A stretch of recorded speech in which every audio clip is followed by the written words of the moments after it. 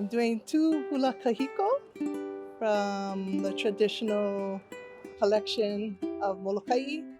First being Ku O Maunaloa and Maunaloa. So Maunaloa is the western mountain range on the island of Molokaʻi.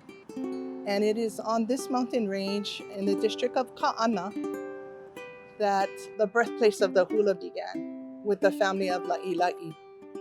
And so this chant describes Maunaloa as a verdant lehua forest with springs and waterfalls and streams. And it also describes the sacred sites and the wind and different types of wind of Maunaloa. The other hula, ʻŌhiʻa Ku O Maunaloa, comes from the 12th century. And it is this time that the ʻōlohe pio today we know them as Kumu hula, but they were record keepers. This ʻōlohe, his name was Nai, and he stood over 9 feet tall.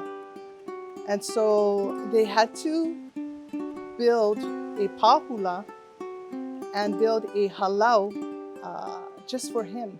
And the ʻŌhiʻa logs, they had to tow it in from the Big Island because on Molokaʻi, the ʻŌhiʻa wasn't tall enough.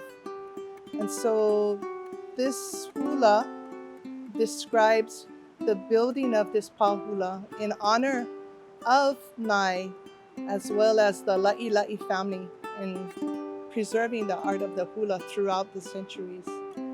I think the inspiration would be to continue our traditions, acknowledging Molokaʻi, our ancestors, our ʻōlohe, and also for our ali'i as well, for Kristala.